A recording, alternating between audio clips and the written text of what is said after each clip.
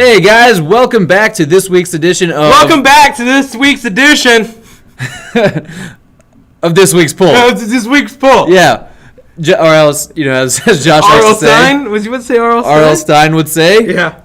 What are we reading? Oh, that's a great question you got there, Josh. And this week, I read quite a few different issues. What about you? A lot more than me. You did. What were you doing while we were working? Because you were actually preparing for the podcast that we just put up. And also just sitting on my ass. Yeah, that's true. Hey, guys, if you guys go and check out the last video that was uploaded before this one, we did what Marvel characters would wear what color lantern rings. And it was a lot of fun. At the very end, we decided... as a group, who would wear what color lantern ring amongst the three of us, me, Josh, and Dallas. Unfortunately, Dallas had to leave because he doesn't actually read comics. He's a fucking poser. Yeah, what a douche. So now it's just going to be me and Josh. It's going to be Han Solo and Chewie. Not bad.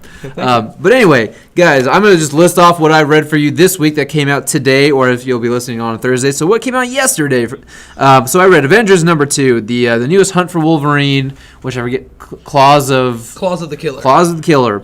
No Justice #2, Captain America 702, Daredevil 602, Punisher 224, X-Men Red 4, Mighty Morphin Power Rangers 27, the X-Men Wedding Special, Mighty Thor #1 Valhalla, and Aquaman 43, I think it is. Yeah. So those are the issues I read. Josh, what did you read this week? I read No Justice 2, Quicksilver, No Surrender. What else did I read? You read the Claws of the Killer. Claws of the Killer, and like everything's just like mashing together right now. Yeah, I did a lot of reading today, so they're all kind of blurring together. But anyway, yeah. I'm going to go quickly through. Aquaman was awesome. Mighty Thor Valhalla, if you guys have been reading the Jason Aaron Thor run, this is a big payoff. X-Men Wedding Special was all right. I mean, it's more soap opera than it is like an X-Men book. Mighty Morphin Power Rangers 27, I'm going to be honest. After Mighty Morphin Power Rangers, the TV series, I didn't watch the Power Rangers anymore, so I'm kind of lost on a lot of who these characters are. X-Men Red #4. Between issues 2 and 3, I was starting to get lost on X-Men Red, going, I don't think this is for me. X-Men 4 kind of brought me back into the fold, going, I think maybe this is a series that's showing a little more promise again. Punisher 224 was fucking brutal, bro. Now, fucking brutal. You gotta say it like that. It was like fucking brutal. Fucking brutal. First panel, dude. Fucking Frank's out there, just like. Dude, no kid, no joke. First page, this guy sticks his entire whole entire dick. He sticks his entire War Machine gun forearm into a dude's mouth and just blows his head off. It was pretty really bad. Yeah, like I said, it was brutal. Oh yeah, man. But see, Marvel's it's too light, you know. Yeah, DC's darker. That's true. That's yeah. true. I mean, I read Aquaman and he's, not sure he wants to kill the fucking mutated dude who took over as king. He's like, I'm not sure I can kill him. But I'm not sure I can kill him. And then here's Punisher / just Punisher. Oh, dude, this I said Punisher. In Punisher / War Machine. Punisher took on Carol Danvers in this book. Oh shit! Toe to toe. It was pretty awesome. He took down my girl. He didn't take her down, but he went toe to toe with her. He went toe to toe with my girl. Yeah, he did. How does she feel about him wearing Rhodey's old? Part of the reason they fought. Really? Yeah. Oh man, now I gotta fucking read this. He even said, he's like, "Are you mad I'm wearing your dead boyfriend's old suit?" Yeah. Oh man, he wasn't fucking around. Awesome. Captain America 702 by Mark Waid. Pretty good little book. I mean, they kind of went flash forwarded in time, so it's like Steve Rogers' grandson and how he's dealing with it and like the future of America and stuff. Pretty neat. Nice little reveal at the end of who's back. No Justice.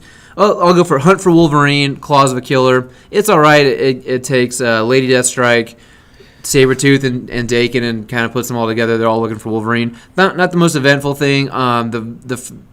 The issue of Hunt for Wolverine I like the most, I think, was Adamantium Agenda. Is that right? Yes, and of course, that's. I'm going to say the same thing. Yeah, it was because it deals with the new Avengers. Well, yeah, and it's got Iron Man and Spider-Man. That's my team. Yeah, so it's got some fun ones. The two that I want to talk about the most, ironically, are probably the most similar books out of all of these, which is Avengers #2 and No Justice #2. Yeah. Very similar books here.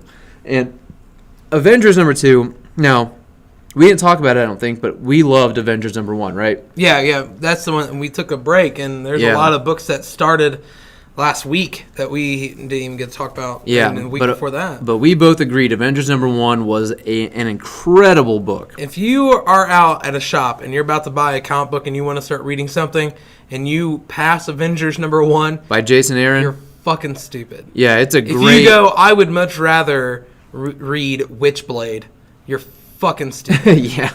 If you decide you'd rather read Harley Quinn, Harley Loves Joker, you're fucking stupid. Yeah, if you would rather read Dark Knight's Metal, you're probably a redneck. I was going to have to go there.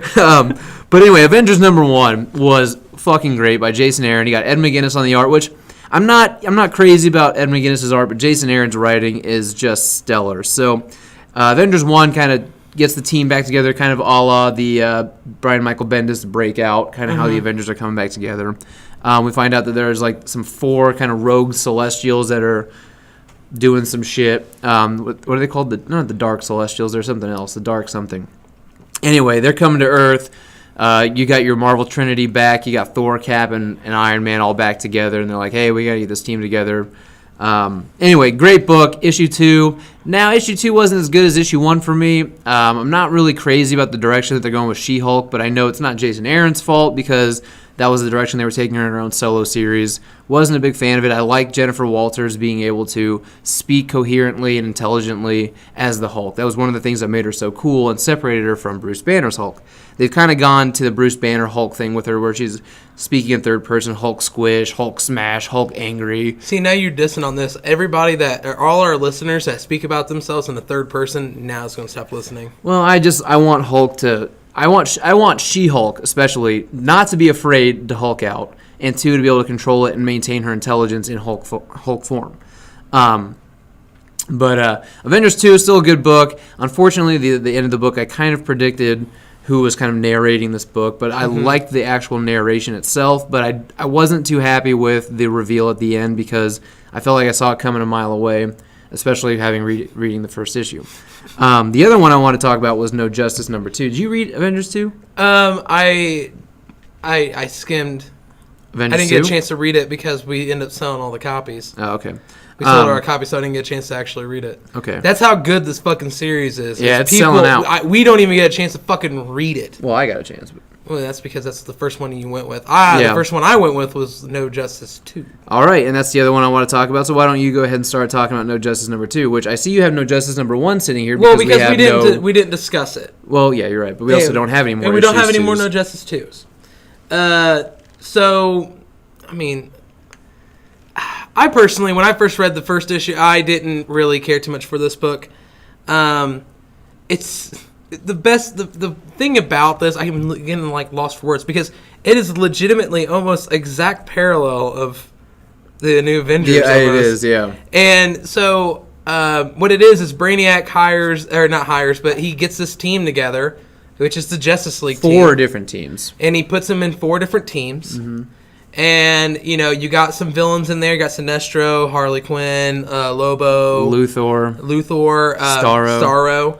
And you also got some Teen Titans in there, too. You got Starfire, Beast Boy, Damian Wayne. Cyborg. Justice League, technically Justice League now. And the first book is them getting all together. And Brainiac just dies. Because of Amanda Waller. Well, okay, trying to avoid spoilers as best we can, yeah. Yeah, it doesn't fucking matter. Amanda Waller. Everybody already thinks we spoil everything anyways. That's true. I'm bored of Amanda Waller's presence in this book already. By issue 1, I was bored with it. In this issue, I was no more intrigued by it. No. I will say this about issue 1. Because Scott Snyder's name was on it, I was already docking points. Like, Scott Snyder has not been in my good favor for quite a while now. So I went into issue 1 being very negative. And I came out a little bit pleasantly surprised. I didn't mind the book. I actually kind of liked it. Issue 2, it starts to get a little more Scott Snyder-y, where things don't really make as much sense. It doesn't make as much sense, but I honestly started kind of liking it a little bit more. No, I mean, I like it. And then it gets to the end, and then you get reveals who the narrative of the book is. Not really the narrative, but it comes to this reveal at the end, and I'm like, I don't give a shit. Now I don't remember who it was. You don't have issue 2. No, it's. I'm not going to spoil it. Can you mouth it to me? Oh, that's right. Yeah, that Yeah. was a really okay. That was a It boring was like a reveal. boring fucking reveal that was everybody else in the book was like, oh my god. And you as a reader, and like, you're just like, really? fucking lame. You kind of at that point as a writer, you probably want your readers to have the same reaction as the characters in the book. And I was Give like, me something to be more excited about. yeah, I was like, no. Just put, like, you could put a fucking Alf there, and I'd just be like, what the fuck? Yeah. Like, the fuck? he's gonna eat their cats. Like, But the thing is, too, I can't help but feel like I can just feel in this book that the entire Dark Knight's Metal thing was just to set this shit up. yeah. You know, and it's like, oh, we broke the source wall. We broke the source wall. Source wall. I'm like, okay, can you stop dropping the term source wall? I get it. Like, Yeah. anyway, but I'd say I liked issue 2 about as much as I liked issue 1. The split up of teams I find interesting. Harley Quinn is still the only one I don't understand why she's even there, other than popularity. I the way I took it was it doesn't really. I don't think it really matters on who they are. I think it's just a team that's put together to take down, to go for or to it's kind of like the way we did. charge those certain trees. It's not, the team is not named after their personalities or It's their more traits. it's more their traits. I don't think so. It is. I think it's just supposed to go off of their. I think it's supposed to go off of their. This is the tree that they're supposed to be recharging. I don't think that Snyder was that smart to make it go any further than that. Well, I mean, if you because look at, like the only one that actually matches is Wisdom with Flash, and look at Team Wonder Wonder. with Wonder Woman. Well, no, you got Dr. Fate, Zatanna, Etrigan, Raven. I mean, that matches. Team Entropy, I can understand with Lobo, Batman, Deathstroke, Beast Boy, I don't really get that one. But then the Team Mystery I get. But Harley Quinn is just like this big, weird sore thumb. Can you explain to me why you'd pick Superman for Team Mystery, though? Yeah, he's just because he's the kind of guy. He's the guy. He's like an alien, and you're just like, Well, what the he fuck? traverses like intergalactically. Like, he goes to different galaxies. He goes to different planets. He's Mm-hmm. kind of like, he's kind of an ambassador of sorts to these other planets. I can kind of see it. He's kind of unraveling the mysteries of the cosmos because he's going to all these planets that humans don't know about, a species humans don't know about. I think that you're just thinking a little too much into it, but also the only argument that we can make about if that was the case, the only argument that we can make with Harley Quinn is even though she is batshit fucking crazy and she's overdone and overrated and overhyped, you still can't take away that the fact that she is a doctor. Yeah, I mean, but the thing is, I can't help but feel she's there solely as a selling device. So, look, there's Harley Quinn in this book. I'm going to pick this up. And I don't feel like there's much thought put into her. She doesn't do anything. She's got a fucking mallet. I don't know, but I mean, she's got a fucking mallet. But like, okay, Ray Palmer, Damian Wayne, Cyborg, and Flash. I get those. Like for Team Wisdom, I get it. Harley Quinn is just like this huge outlier for me. So I don't know, not really my bag. Everyone else I get, everyone else I like. Harley Quinn just annoys me, especially the way Snyder writes her. I can't The way stand that Snyder writes her and the way that they draw her nowadays. I love Frances Manapool, and but I don't like the style that they do with Harley anymore. I don't either. I kind of miss the domino mask thing with I don't know. Which even like if you look at the cover for Harley Loves Joker, which is right in front of me, that's the only reason why they gave her that suit back. Yeah, but they still, gave her the '90s cartoon. Yeah, suit. but still, it doesn't look right because they still are trying to go off of that other one's style. Yeah. And you see I don't know. Anyway, how did you feel about No Justice #2? I mean, apparently it made me dig the series a little bit more. When I first read the first issue, and I fucking hated it. I didn't like it. Mostly just because I felt like I read almost the exact same shit from Avengers 1, and Avengers 1 was so amazing. Yeah. Like, I mean, it was the same kind of, like, you saw the same kind of premises.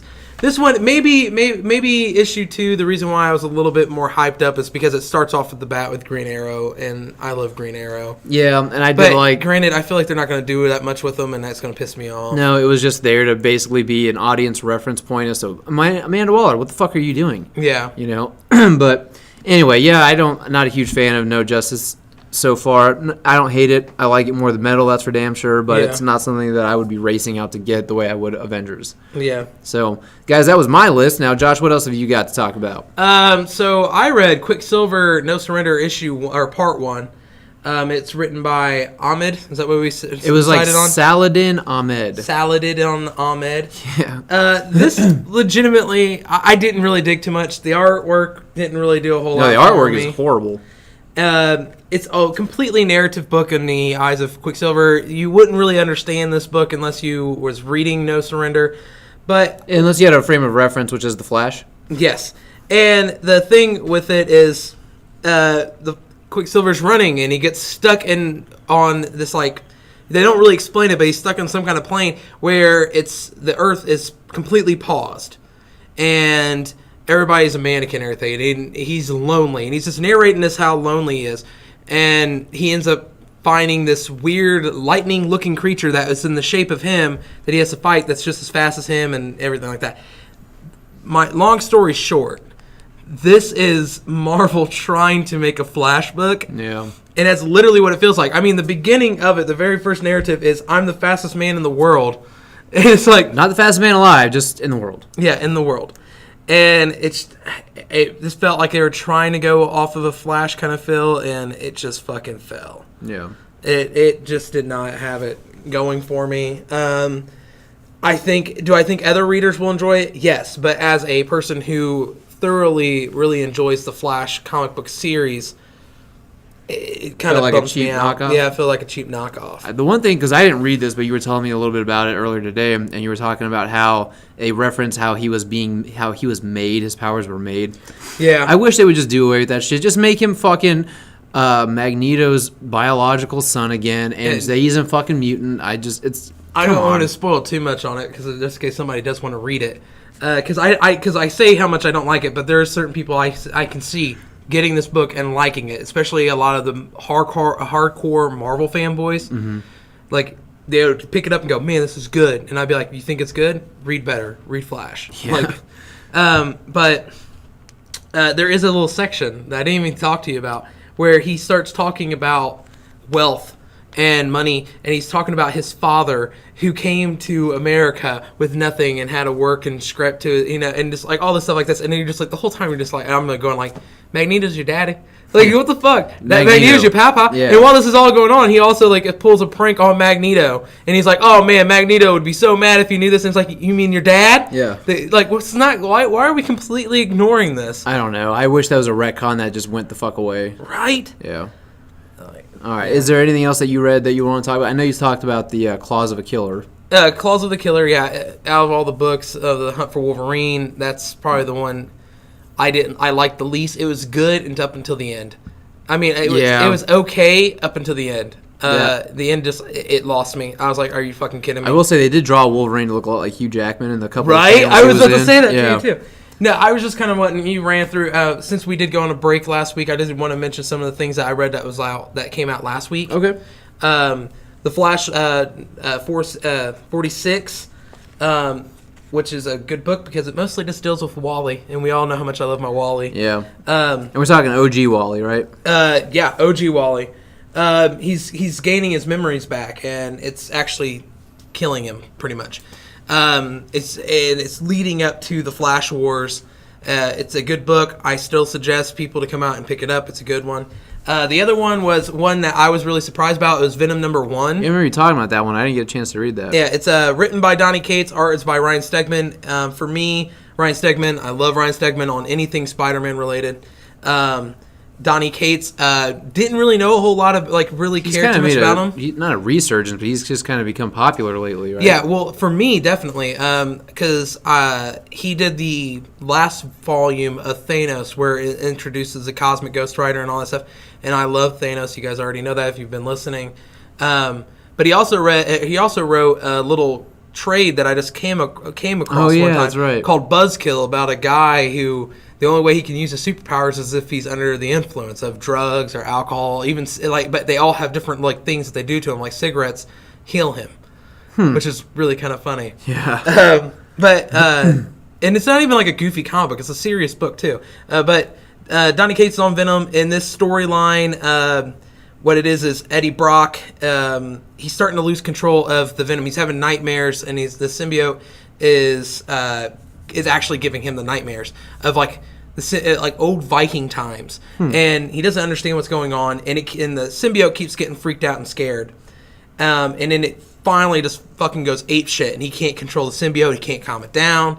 They kind of go into, like, you kind of get the sense of this relationship between Eddie Brock and the symbiote. You kind of realize that it's more of like a friendship in a way, which is kind of weird, but they've been kind of doing that a little bit in the X-Men Blue stuff and the Venomized stuff too. You can kind of see that. And but it starts going crazy, and then Eddie Brock gets kidnapped by this old man, and he starts asking him questions. And he thinks that the symbiote, that Venom it's Flash Thompson in the symbiote, but Eddie Brock, he said, it will do.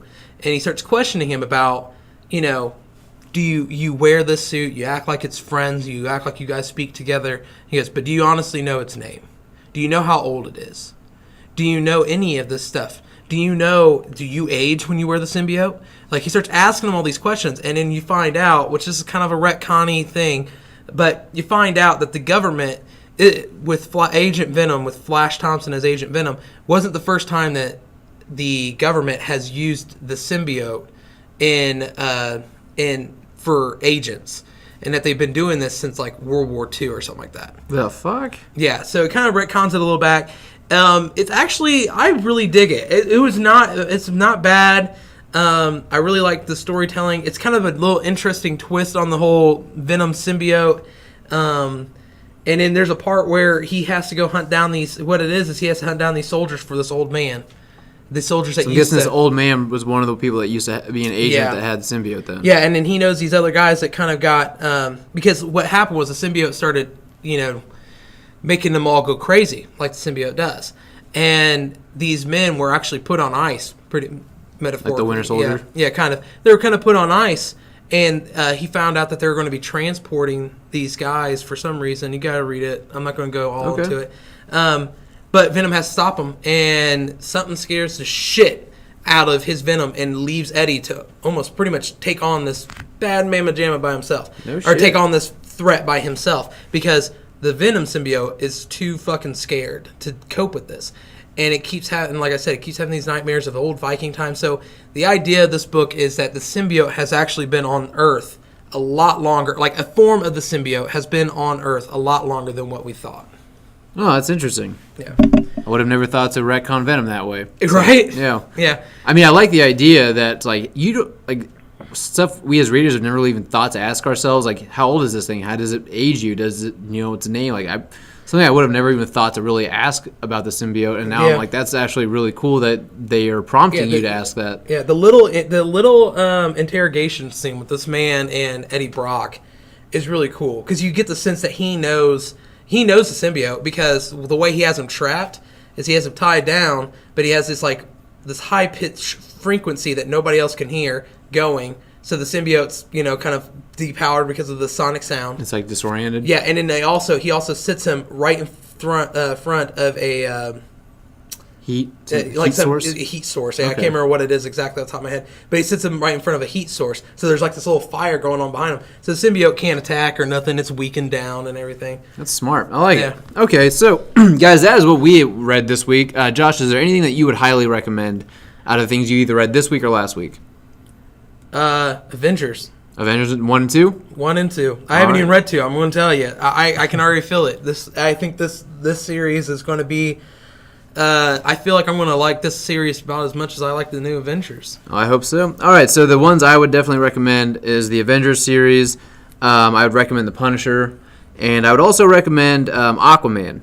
If you guys have been keeping up with Dan Abnett's Aquaman, it's been a great run. The interior art's beautiful, and one thing I would recommend is Jason Aaron's Thor #1. It's not #1 as it's going to be a continuing series. It's just kind of this like little one-shot thing. And if you've been following him since the God Butcher, God of Thunder run, this is a great payoff to all that stuff. So, guys, I think that is all we've got for you this week. We thank you so much for listening. And if you haven't checked out the podcast where we just put up about what Marvel character would wear what colored ring, go ahead and check that out. And if you feel free to comment below and let us know some characters maybe we didn't talk about, what color rings you think they should be wearing and why. But, guys, we will see you next week with What Are We Reading, and take care.